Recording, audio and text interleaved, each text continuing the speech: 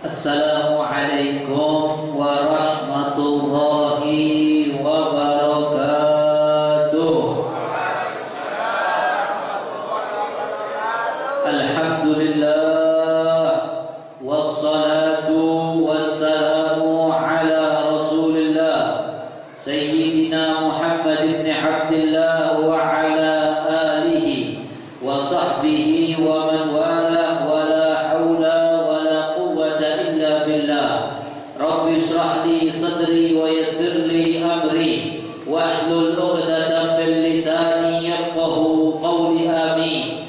Bismillah, ma syaa Allah, la yasuqul khair illallah. Bismillah, ma syaa Allah, la yasrifus su'a illallah. Bismillah, ma syaa Allah, ma kana min ni'matin fa min Allah. Bismillah, ma syaa Allah, la haula wa la quwwata illa billah.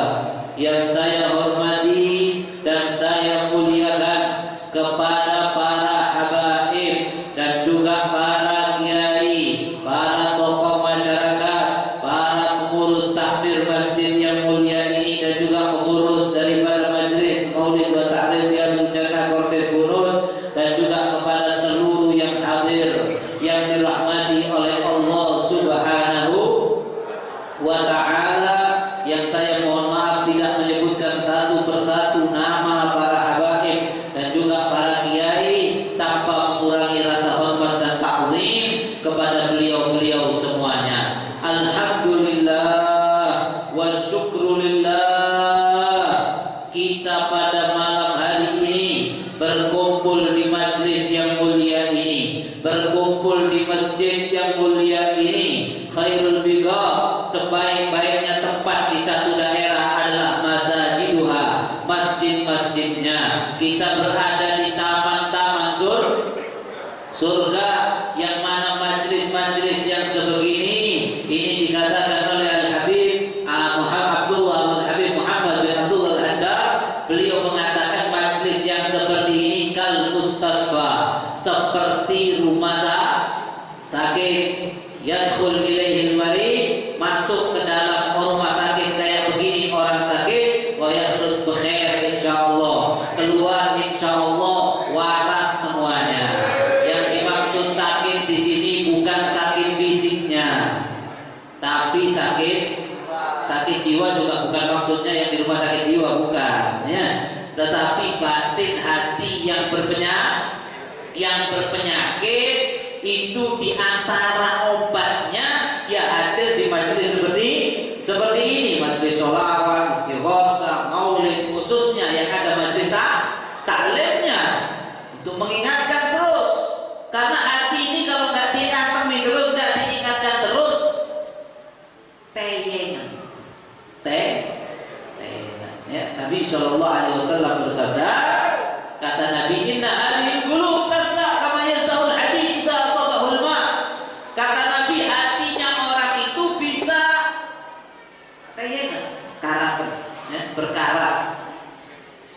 Sebagaimana besi kalau kena air, besi itu kalau kena air terus lama-lama berkarat. Hati manusia juga begitu, bukan karena kena air, tapi karena kehidupan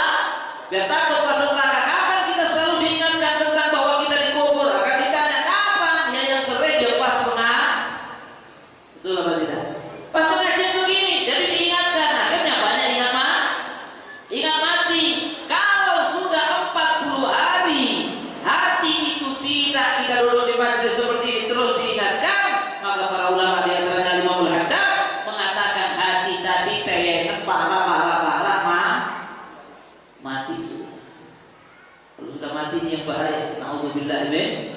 Dan kita kemarin mengalami kondisi, ya memang ada kondisi mudarat beberapa bulan mungkin jarang pengajian. Alhamdulillah mungkin karena hadirin di sini hatinya cinta pengajian, walaupun nggak pengajian, nyetelnya di rumah, nyetel pengajian. Mudah-mudahan. Tapi yang bahaya jangan nyetel pengajian, nyetel dangdutan tok. Selama berbulan-bulan di rumah, jauh dari ulama, jauh dari orang soleh, jauh dari majelis, maka khawatir imannya merosot, ibadahnya di rumah bukan nambah. Ini yang banyak terjadi. Kalau ada yang malah nambah, alhamdulillah. Tapi yang banyak ketika di rumah tok itu terhadir pengajian, ternyata ibadahnya nggak tambah, meningkat. Ya padahal ini di rumah tok waktunya kosong, ibadahnya meningkat. Tapi kok kenapa? Saya ya Allah alam ya. Tapi kalau ada yang begitu merasa kenapa kok saya di rumah tok kok tambah malas ibadahnya, kok tambah banyak maksiatnya, kok menonton TV-nya lebih banyak yang dalam itu ada maksiat. Kenapa? Ya diantaranya jauh dari majelis-majelis yang seperti ini. Tapi sekarang alhamdulillah sudah mulai kembali kepada new normal yang walaupun harus hati-hati. Maka kita alhamdulillah mudah-mudahan insya Allah tayeng-tayeng di hati kita ini semuanya insya Allah bersih, tidak ada lagi. Dan apa hilang tadi dengan ingat mati. Ingat kita sholawatan, kita menyanjung Nabi Sallallahu Alaihi Wasallam, kita mencintai Nabi Muhammad Sallallahu Alaihi Wasallam. Di antara tujuan utamanya adalah kita bagaimana kita mengemban amanah dan bagaimana kita merespon apa tujuan diutusnya Nabi Muhammad Sallallahu Alaihi Wasallam. Nabi diutus membawa syariat agama, mengubah pola pikir manusia yang awalnya di dalam jahiliyah, pola pikir kebodohan kepada pola pikir yang sebenarnya. Apa itu pola pikir kebodohan? Pola pikir kebodohan adalah pola pikir yang hidup di atas dunia dan mikir hanya tentang dunia. Ini jahiliyah. Ya, jahiliyah banyak makna. Ya, ternyata jahil tidak kenal Tuhannya, tidak kenal agama yang benar. Tapi dalam satu versi ini, jahiliyah adalah pola pikir hidup orang yang hanya mikir dunia, diubah sama Nabi Sallallahu Alaihi Wasallam. Dan itulah tugas Nabi, salah satu tugas utama Nabi Muhammad diutus oleh Allah, mengubah pikiran manusia yang awalnya kebanyakan orang hanya mikir tentang kehidupan dunia, diubah bahwasanya kehidupan dunia ini nomor kesekian, bahkan bukan nomor 2, nomor kesekian. Yang penting adalah bagaimana nasib saya setelah mati. Maka bagi Nabi al-qayyis man dana nafsahu wa 'amila lima ba'dal maut. Maka setelah Nabi menjelaskan syariat ini semuanya, Nabi menjelaskan al-qayyis, orang pintar, orang cerdas, orang yang pikirannya pintar itu man dana nafsahu wa 'amila lima ba'dal maut, yang selalu introspeksi diri dan beramal sibuk fokus memikirkan tentang bagaimana saya nanti setelah mati. Porsi mikir untuk setelah mati itu lebih banyak daripada mikir kehidupan sebelum mati. Itu kayyis, pintar. Si Nabi Sallallahu Alaihi Wasallam. Maka jahil barang siapa yang mikir tentang kehidupan dunia saja tanpa memikirkan kehidupan akhirat, itu adalah jahil walaupun IQ-nya tinggi.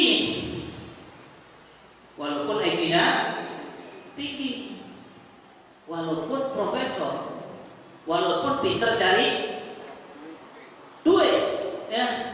Kita kenal ada orang namanya Abu Jahal. Abu Jahal itu bukan namanya. Namanya sebenarnya bukan Abu Jahal. Namanya sebenarnya Amr bin Hisham. Enggak apa-apa bajingan itu, ya. Sama Nabi dikasih julukan Abu Jahal. Ya, nggak mungkin Abu Jahal mau marah kalau dipanggil Abu Jahal. Tapi tetap sama Nabi yang ngasih padanan Abu Jahal. Abu Jahal itu kalau bahasa Jawanya bapak BU. Nah itu, ya. Totokannya yang bodoh. Nabi yang ngasih julukan. Sampai akhirnya para sahabat kalau nyebut nggak nyebut Amr bin Hisham, Abu Jahal. Di kitab-kitab hadis, di kitab sejarah disebut Abu Jahal, nggak disebut namanya Amr bin Hisham. Kalau kita kan di sejarah, Abu Jahal ini cerdas atau tidak? Sama Nabi dipanggil bah-bahan bodoh. Ya. Tapi ternyata Abu Jahal itu secara IQ cerdas, secara urusan kerja pintar sekali dalam bisnis. Abu Jahal ini bukan orang seketer di pinggir rempong punya Abu Jahal. Kaya, pintar bisnis, pintar dagang, pintar memanfaatkan momen begini saya bisa untung dengan cara begini, momen begini saya bisa untung. Pintar. Tapi kenapa Nabi menyebutnya jahil? Dikarenakan Abu Jahal itu cuma karena nuruti gengsinya dan nuruti kehormatan dunianya, dia hidup di kota Mekah satu zaman dengan Rasulullah tahu, Rasulullah jujur tahu begini, hanya karena nuruti nanti kalau saya masuk Islam saya harus duduk sama orang miskin, saya mungkin usaha saya bakal merosot. Hanya karena urusan dunia Abu Jahal milik dunianya, mengorbankan akhiratnya dengan tidak beriman kepada Nabi, bahkan musuhi kanjeng Nabi. Karena itu dipanggil sama Nabi Abu Jahal. Maka kita bagaimana harus kita keluar dari zona kebodohan, karena mikirnya cetek, cerdas tapi mikirnya cetek, mikirnya cuma saya bagaimana kehormatan saya, bisnis saya, cetek itu. Ya boleh mikir itu, tapi itu cetek. Gak mikir saya nanti di kuburan bagaimana, itu Abu Jahal gak mikir, makanya jahil. Dan sekarang minta maaf manusia ini mulai kembali ke zaman jahiliyah. Udah kan sekarang tambah maju, jangan heran kalau maju, dari dulu maju ya. Tapi manusia mulai kembali ke zaman jahiliyah. Apa zaman jahiliyahnya lagi? Mulai gak mikir kehidupan setelah mati. Ya'lamuna zahiran minal hayatid dunya wa hum 'anil akhirati hum ghafilun. Kebanyakan orang hanya mikir tentang zahir kehidupan dunia, masalah akhirat lupa. Ini kebanyakan orang, betul atau tidak? Yang dipikir bagaimana saya kaya, bagaimana saya sehat, bagaimana saya biar terhormat, bagaimana saya biar enak, gimana hidup saya di dunia enak. Mikir kubur, bagaimana saya jangan sampai bangkrut, tapi memikirkan bagaimana caranya saya jangan sampai masuk neraka, bagaimana caranya saya biar dikubur dan disiksa. Jalan akhirnya yang dipikir, yang diulang selama hidup di dunia ini cuma dunia. Ini jahiliyah. Oh, kehidupan dunia itu sebentar, yang ditakuti matinya. Ini kita ya, yang ditakuti matinya. Itu tersebar ini COVID-19 ya, betul. Ikhtiar itu wajib ya, hibdun nafas, menjaga jiwa, jangan bunuh diri, jangan cari mati. Kalau ada bahaya jangan diterjang, disengaja, ya itu benar. Tetapi kadang-kadang takutnya kita kepada sakit, kepada mati, ngalah-ngalahin takutnya kita kepada disiksa, dikubur. Lebih takut matinya, gak mikir habis mati bagaimana, gak dipikir. Padahal mati itu mesti. Aina ma takunu yudrikumul maut. Allah berfirman dalam Quran, aina ma takunu, dimanapun kamu berada, yudrikumul maut, mati itu akan datang kepada kamu. Bukan kita yang datang kepada mati, matinya datang, dan kita gak bisa sembunyi. Walaupun kuntum fi burujin musayyadah, kata Allah, walaupun kamu sembunyi lockdown di dalam goa, kamu tutupi 4 lapis pintu, kalau takdirnya kamu mati kena corona, mati kena corona. Ya, saya tidak mengatakan semua, betul. Kita ikhtiar, tapi dari segi takdir, kalau sudah ditakdirkan Allah fulan berfulan mati kena corona, walaupun masuk dalam goa nggak ketemu siapa, wallahualam mungkin ada semut bawa virus corona, nambah di kakinya, ya, akhirnya naik ke sini, berdiri dalam goa tadi, akhirnya kena corona. Kalau sudah ditakdirkan Allah nggak bisa lari. Dulu ada satu orang dapat bocoran dari malaikat,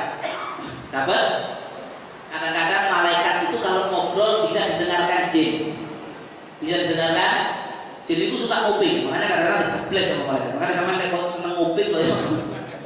Jin apa setan ya. Maka kadang-kadang malaikat itu kan dikasih kerjaan sama Allah. Misalnya bulan itu bakal nanti saya diperintah sama Allah nyabut nyawanya bulan tanggal sekian. Kok subhanallah di rumah jin. Akhirnya jinnya ngomong ke dukun, akhirnya jintinya sampai nangongi ya. Ada kabar kamu bakal mati tanggal sekian, hari sekian, matimu digigit kalajengking. Matimu digigit wedi ya, wedi barang sampai hari yang dia bakal mati tadi. Dia ngambil kuda, naik kuda, kudanya dimasukkan laut. Maksudnya berdiri di atas pantai sudah masuk di air. Pikirnya dia sedih aku menang gini tok cek dicopot kalau jengking, karena nggak mungkin ada kalajengking di laut ya, nggak mungkin ada kalajengking, nggak bisa kalajengking nggak bisa hidup di air. Maka dia mikir diteni cek mati suwe-suwe ngelak balik kita sudah bawa bekal, buka tasik bekalnya jupul. Zaman saat ini botol ya, zaman dulu itu kirban kayak tas kulit gitu, dibuka ngombe, nggak taunya di tas kulitnya itu ada kalajengking pas ngombe di mana tuh mati ya. Tetap kalau sudah takdirnya mati kena dijogit kalajengking, dimanapun kamu berada ya bisa saja Allah itu mengatur bagaimana caranya kamu mati kena kalajengking. Tapi berarti kan bukan berarti juga kita kalau gitu saya dulu tentu mati kena kalajengking, ketemu kalajengking tak ceklik. Itu namanya ini haram, nggak boleh. Kita hati-hati menjauh dari bahaya. Tapi kalau sudah takdirnya mati ya mati ya. Inna mautal ladzi tafirruna minhu fa innahu mulaqikum. Kematian yang orang semuanya lari daripadanya, mati itu yang datang kepada kita semuanya. Kita semua nggak kepingin mati, tapi mesti mati ya nggak mau, nggak bisa dimajukan, nggak bisa diundur, nggak dibayar dari undur. La yusibana illa ma kataballahu lana ya. Masalah virus ini juga begitu subhanallah. Ada yang 3 minggu nggak keluar rumah kena corona gara-gara kresek dari pasar dibawa online, diterima, dipegang, ada virusnya. Ada. Saya ada kenal satu orang di Malaysia, suami istri, suaminya kena corona, istrinya tidur di ranjang berhari-hari nggak kena. Subhanallah, ya sudah takdirnya nggak kena ya. Tetapi orang yang dipegang takut matinya, padahal matinya itu ya mati, pasti kita mati. Tapi jarang orang yang memikirkan lebih gimana saya habisnya mati. Itu gimana saya habis mati, nanti dikubur saya bagaimana, keluar dari kubur di mahsyar bagaimana, nanti saya disirat bagaimana, masuk surga apa masuk neraka. Ini yang harus lebih banyak dipikir daripada memikirkan menghindari mati. Kita hati-hati secukupnya, jangan sakit kalau bisa, tapi utamanya mati pasti mati, nggak bisa dimajukan, nggak bisa diundur kecuali Allah Subhanahu wa Ta'ala yang berkehendak. Tetapi bagaimana caranya kita mikir tentang bagaimana kita setelahnya mati, ini yang utama. Dan ini yang harus kita tanamkan dalam hati kita dan di hati anak-anak kita, bahwa hidup di dunia ini cuma bagaimana caranya saya selamat nanti setelah mati. Ya alladzina amanu taqullaha wal tanzur nafsun ma qaddamat lighad. Allah menyuruh, hai orang-orang yang beriman, bertakwalah kepada Allah dan perhatikan. Ini loh tugas kita itu. Perhatikan apa yang kamu siapkan untuk besok kamu setelah mati. Siapkan apa maksudnya? Ya siapkan dengan takwa kepada Allah. Kamu kalau ingin enak setelah mati, kamu di dunia harus bertakwa. Bertakwa bukan pakai baju takwa, kita tahu ya. Bertakwa itu mudah, teorinya mudah. Yang diperintah Allah kerjakan semua, yang dilarang Allah tinggalkan. Itu tahu. Maka harus yang halal, ya haram jangan dimakan.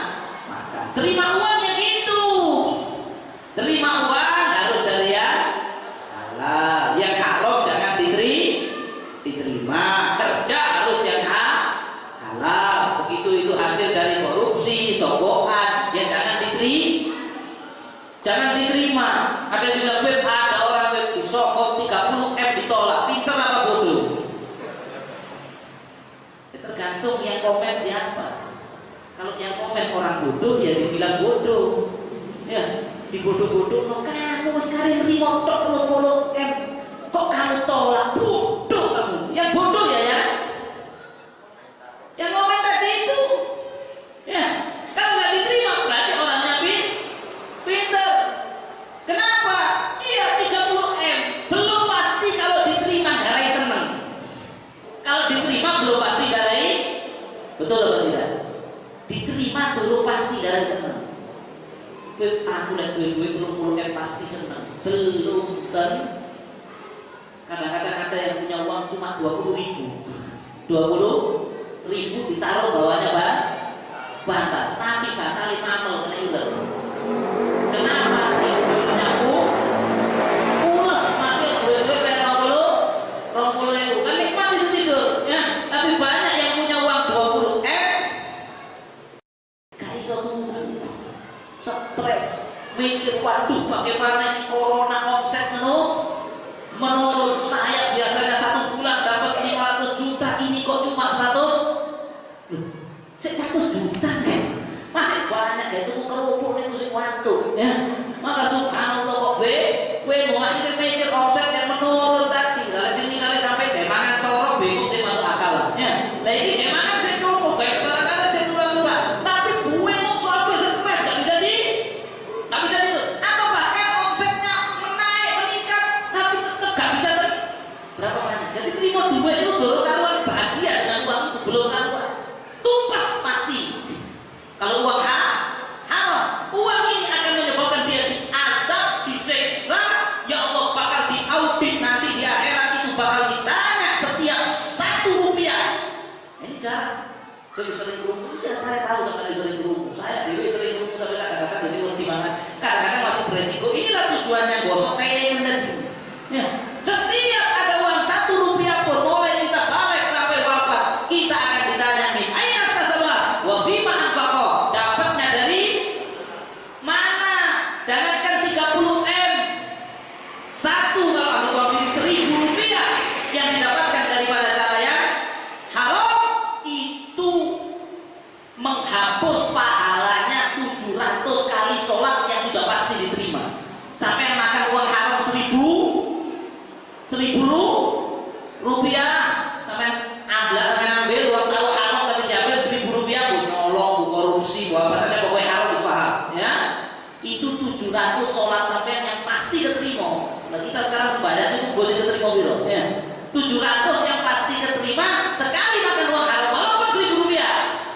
Amblas kata Imam Sufyan kata Imam Al-Ghazali ya, saya menghindar dari satu dari kalau sekarang 100 pipis ya. 100 pipis haram saya hindari, lebih saya harapkan saya bisa selamat di akhirat daripada saya haji 100 kali pakai uang halal. Haji 100 kali pakai uang halal itu ganjarannya misalnya ditawari duit haram 100 pipis sampai tolak iso gedean. Maksudnya menyebabkan selamat di akhirat. Apa mana haji kali duit haram sudah nggak mungkin diterima. Maka kalau orang mikir pikirannya itu sibuk mikirkan bagaimana nasib saya setelah mati, maka ditawari duit haram masih pirangnya dia gak bakal nggak soalnya dia lihat tuh ini tak terima rokok kan ada terima kan gitu ya kan begitu. Ini racun. Apa gila mau saya terima? Kalau saya terima saya bodoh, tapi saya dibodoh-bodoh orang. Ya itu yang orang bodoh. Pikirannya akhirat, mindsetnya akhirat. Akhirnya orang yang mikir akhirat terus itu dengan hiruk pikuk kehidupan dunia gak pati ngeluh. Subhanallah, inilah yang dimaksud oleh Allah. Karena itu saya maksud ya. Wa liman khafa maqama rabbih jannatan. Kata Allah kalau orang itu di dunia itu pikirannya dia begitu Allah. Berarti mikir akhirat putih. Dimangan haram putih ya. Kate maksiat ini putih sih. Siksa. Kate sembahyang putih siksa. Mikir akhirat terus, Allah sudah jamin dikasih 2 surga. Karena pikirannya kan gak akhirat. Subhanallah. Pedinan rokok itu gak ada stres. Tapi dapat dikere. Gak ada stres. Pernah sampai ngomong gantung diri soalnya kok dan rokok gak ada. Ya. Tapi lek kok dibangkrut gantung diri ada. diputus cinta gantung diri ada ya. 5 atau 3 jam bayar utang gantung diri ada. Oh Allah kamu gara-gara ketimbul rokok bunuh diri tambah nyemplung nang rokok kan begitu ya. Subhanallah takut kepada Allah gak ada stres tambah nikmat loh kan kok diri lah baca gak enak ya. Tapi takut kepada Allah itu nikmat. Sampai mungkin pernah ketika malam hari sujud mikir dosa beneran di atas terus nangis marinya itu hati bagaimana? Hati senang enteng. Maka oleh Allah di dunia orang yang mikir akhirat terus di dunia itu dia sudah masih apa yang terjadi di dunia dia tetap enteng senang tenang. Di akhirat dia tambah oleh surga. Tapi kalau sudah orang itu pikirannya pengen ngubler kayak itu dunia pelek moto sampai tutup moto yang dipikir cuma dunia bagaimana saya begini bagaimana saya begini. Di dunia wis payah.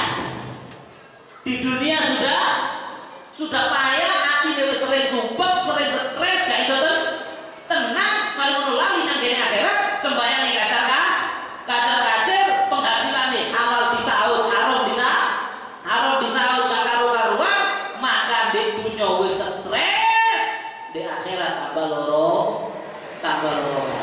Jadi subhanallah orang yang bertakwa itu enak dunia enak akhirat enak. Wong sing gak bertakwa dunia gak enak akhirat gak enak. Loh kono sing pilih jadi orang tidak bertakwa sehingga gak enak di dunia gak enak di akhirat subhanallah. Makanya sama lihat orang yang frustasi itu siapa? Orang yang ahli maksiat karena ngurusin dunia ngeluh kepingin enjoy nang diskotik mulai tambah senang sebentar mulai tambah masalah. Tapi kalau orang itu hatinya itu connect nang akhirat mas yo awake di dunia bukan berarti orang yang connect ke akhirat itu gak diuji gak kena masalah tapi cara ngadepinnya itu beda nih cara menghadapinya beda. Dia kena masalah ditolimi wong dihasuti wong diganggu orang tapi karena pikirannya itu kok aku mati pokoknya selamat teman rokok ya apa cara jadi urusan sih deh karena kayaknya ini gak pasti digobres nggak hati gak betul ya. Bahkan ada Imam Ahmad bin Hanbal rahimahullah ta'ala Imam Ahmad itu dipenjara dipenjara di dalam penjara dicambuk menentok senyum ceples loro bukan kebal ceples santai wajahnya itu gak terus mojo dicambuk mana gak begitu. Kenapa? Pikirannya ini tubuhku alhamdulillah aku ini garai derajatku di akhirat tambah dulu. Tapi ketika beliau keluar dari penjara diparangi seorang pejabat dikei duit sakarung nangis kote. Kulo lah sebaliknya ya pas kate dicambuk nangis dikei duit guyu ya. Tapi lihat beda cara berpikirnya beda. Ini Imam Ahmad bin Hanbal dicambuk di penjara tetap tenang disuruh merubah prinsipnya nggak mau. Waktu itu Imam Ahmad bin Hanbal dipaksa disuruh bilang kalau Al-Quran itu makhluk bukan kalam Allah. Karena waktu itu yang penjara orang Mu'tazilah. Imam Ahmad nggak mau cuma ngomong nggak mau dicambuk di penjara sampai bertahun-tahun bebas dari penjara dikei duit nangis kote. Ketika ditanya sama mulanya kenapa wahai paman kenapa sampai begitu di penjara disiksa tegang yang luar biasa dikei duit kok nangis. Dibilang kalau saya di penjara dicambuk itu tidak beresiko bagi akhirat saya ingin terima duit yang khawatir dengan campuran sing haram berdampak bagi akhirat saya. Jadi di dunia masih di penjara ini tenang. Ini loh orang yang bertakwa ya. Kita levelnya bukan sampai situ tapi ayo terus dipacu bagaimana caranya kita ingin mati ini banyak ya. Akhirat itu pertamanya mati ya. Paling tidak berapa kali ingin mati. Nabi ketika ditanya sama Sayyidah Aisyah radhiyallahu taala ya Rasulullah ayo syarahan masyhuhada wahai Rasul apakah ada nanti di akhirat orang yang enggak mati syahid tapi nanti di akhirat dikumpulkan sama para syuhada. Nabi mengatakan na'am ada wahai Aisyah yaitu man yadkurul maut fil yawm wal lailah 20 marrah. Kalau ada orang sing iling mati sedina ping 20 wonten nang kira-kira 20 sedina berapa kali 20 berarti sak jam sepi Berarti berjam eling mati. Ya Allah, aku bakal mati. Ya Allah, aku di kuburan. Sak jamane begitu lagi. Sak jamane begitu lagi. Sak jamane yang begitu masih mati nih kakak. Nanti bersama para syuhada. Kalau nggak bisa 20 kali ya 10. Nggak bisa 10 5, nggak bisa 5. Alarm di hati. Wayane ini. Nah, mulai wayane sinetron kadang di alarm lagi. Ya, mau wayane ini mati gak di alarm. Ya, kalau bisa waktu malam tengah malam alhamdulillah di alarm. Wayane ini mati. Walaupun 5 menit. Gak perlu waktu lama loh. Sama sholat lebih bagusnya. Misalnya kamu kalau tidak sholat sujud ini mati. Pokoknya berdino sampai ini mati sepisah. Insya Allah hati tidak berkaratan. Lihat. Akan tenang urut sampai dunia akhirat insya Allah. Amin ya Rabbal alamin. Dunia ini sementara pasti ditinggal. Sebelum saya tutup, saya ingat waktu itu Imam Ali bin Abi Thalib ziarah nang gene kuburan. Imam Ali ke kuburan, Imam Ali ngomong sama orang yang dikubur ya, maksudnya biar mengambil manfaat yang hidup yang ziarah bareng-bareng muridnya di belakang. Assalamualaikum ya orang kubur gitu. Kalau ditakoni Imam Ali, bagaimana kabar kamu? Kalau kamu tanya kabar tentang keluargamu, hartamu, rumahmu di sini, kata Imam Ali, Ahmad dia faqad sukinat wa amal azwat faqad zuwijat. Omamu wis digoni wong li. Kita kadang sekarang bingung apa carane nak nomah kan gitu ya. Gua sampai gak sembahyang zuhur karena bingung bagaimana rumah kita biar enak. Mari ngono yo apa carane nyenengno bojo cek kehidupan dengan suami istri. Ternyata wahai mayit, omamu digeni wong liya. Bojomu dirabi wong. Terus sing rabi bojomu niku turu di kasur di kamar sing kon bangun itu. Ya, kamu bangun kesel-kesel, montang-manting bagaimana caranya biar senang kamu hidup di rumah itu. Kayak dilakukan mati. Petang ulang 10 dino.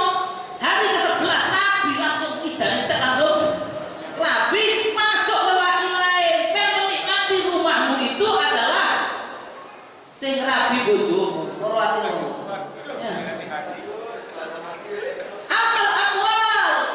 Ya itu bojo, makanya sampai aja terlalu ngabari bojo. Nanti bidadari insya Allah. Nih, pikiran bidadari sekarang sih urip nikmat Allah bojo di dunia. Ya nanti di akhirat tidak. Coba ngomong sih terus mati, itu tak ada ya. Kemudian amal awal babat kusiman uang.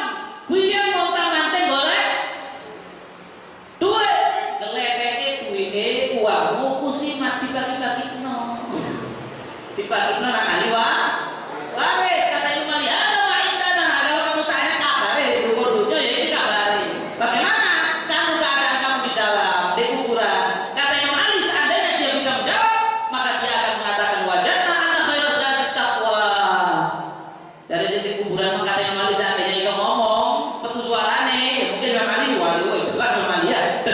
Ali, kubur tadi ngomong dalam kubur yang ngomong tiba glepe cekete bekal sing paling penting niku takwa dudu omah sing makro dudu duit sing akeh dudu bojo sing setia. Ternyata bukannya, ternyata bekal sing paling garai urip enak itu takwa nurut nang aturane Gusti Allah. Ini pelajaran kita yang masih belum masuk ke fase kematian. Ayo, bagaimana caranya kita jadi orang yang bertakwa?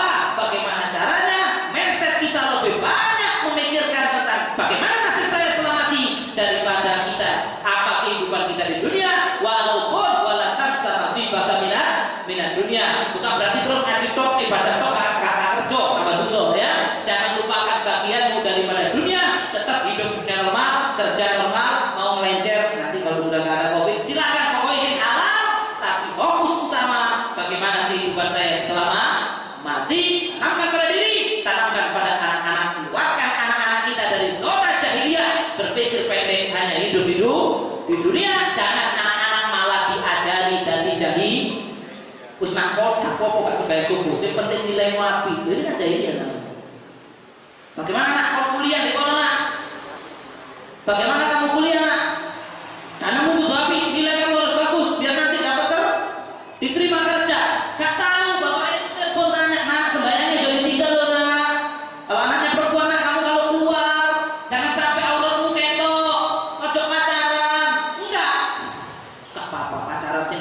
kok ganggu pelajaran ini. Nah, ya. Akhirnya masalah akhiratnya anaknya nggak dipikir, si suksesnya anaknya di dunia. Ini namanya orang tua yang mengajarkan anaknya jahiliyah. Alhamdulillah ini. Mudah-mudahan Allah diri kita dan anak-anak kita diberi oleh Allah, diberi oleh Allah hidayah, cahaya dalam hati kita, yang cahaya itu mengalir ke kepala kita sehingga kita lebih banyak memikirkan akhirat daripada kehidupan dunia yang fana dan sementara ini. Amin ya rabbal alamin. Ini yang boleh saya sampaikan. Ada kekurangan, ada kesalahan, saya mohon maaf yang sebesar-besarnya. Waktunya terlalu panjang, saya juga mohon maaf. Assalamualaikum warahmatullahi wabarakatuh.